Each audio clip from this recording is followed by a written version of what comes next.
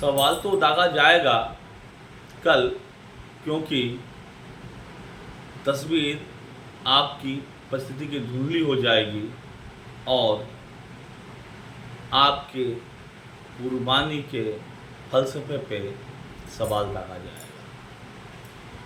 और सवाल दागने वाला आपका कोई अपना होगा, सवाल अपना दागेगा और जमाना उस सवाल को उछालेगा। ये परिस्थिति किसी की भी हो सकती है, किसी भी की हो सकती है, और आपको उस वक्त खामोश रहकर सवाल सुनना होगा, क्योंकि पड़ाव बदल चुका होगा। जहाँ पे आप कल खड़े थे वहाँ पे आज कोई और खड़ा है। कल आपने फैसला लिया था, उस फैसले पे आज सवाल खड़ा है। वो आपकी कल की परिस्थिति को नहीं समझेगा, नहीं, कल के फैसले पे आज सवाल खराब करेगा। कल आपने फैसला क्यों किया था ये नहीं पूछेगा, लेकिन आपके फैसले पे सवाल आज खड़ा करेगा। वो भी अपने सोचिए आपकी क्या मनोदशा स्थिति हो जाएगी उस वक्त। जो सर आपका कल फख्र करता था वो सर आज झुका हुआ मिलेगा, सिर्फ एक सवाल की वजह से। सवाल भी किसका?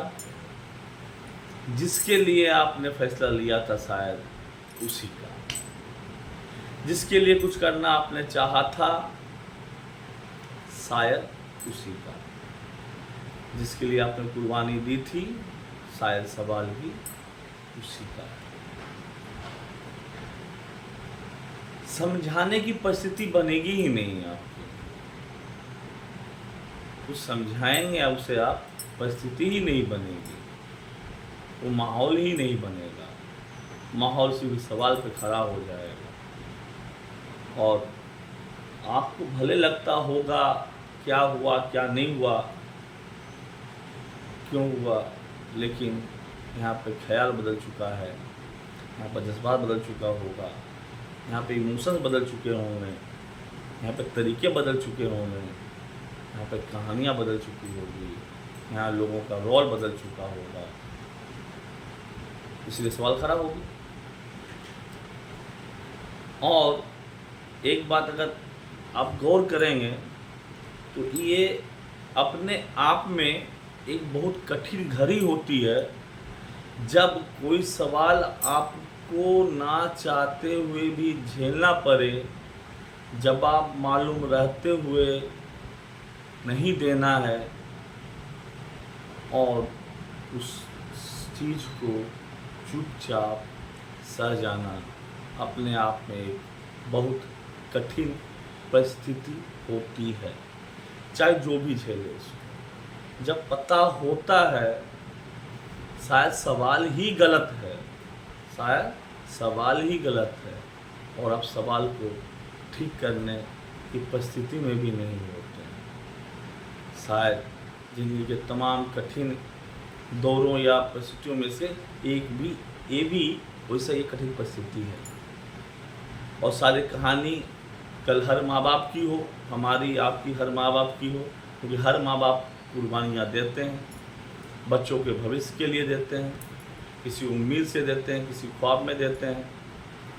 और कुर्बानियों का फलसफा कुछ भी हो पता नहीं, और जब बुढ़ापे में चाहे किसी और पड़ाव में जब कुर्बानी पर सवाल खड़ा होता है, तो फिर कुर्बानी देने के लिए आप कुछ होता भी तो नहीं है आपके पास। जब आपकी कुर्बानी पे ही सवाल खड़ा हो जाए तो फिर आप जवाब दे भी तो कैसे, क्योंकि आगे कुर्बानी के लिए कुछ बचा नहीं है आपके पास। अब क्या त्याग करेंगे आप? सब तो आपने उसके भविष्य के लिए कर डाला और सवाल दोबारा खड़ा हो गया। अब आप क्या करेंगे? सिर्फ और सिर्फ ज़िंदगी में एक पड़ाव आता है जहाँ सिर्फ सवाल ही सवाल पड़ा हुआ मिलता है। पता नहीं जिसको मौका मिलता है वो एक सवाल का चला जाएगा। सच बोल रहा हूँ। ज़िंदगी में एक ऐसा पड़ाव भी आता है जहाँ हर कोई सवाल करते हुए मिलेगा। हर किसी के पास 2-4 सवाल पड़े हुए हैं आपके लिए, और शायद हर सवाल का जवाब मालूम है या बहुत सारे सवाल ही गलत वो भी आपको मालूम है, लेकिन आप जवाब नहीं दे पा रहे हैं। चुप रहना पड़ रहा है, झेलना पड़ रहा है, और झेलना भी ज़रूरी है, चुप रहना भी ज़रूरी है, क्योंकि ये उस पड़ाव की मजबूरी है, उस पड़ाव की मजबूरी है।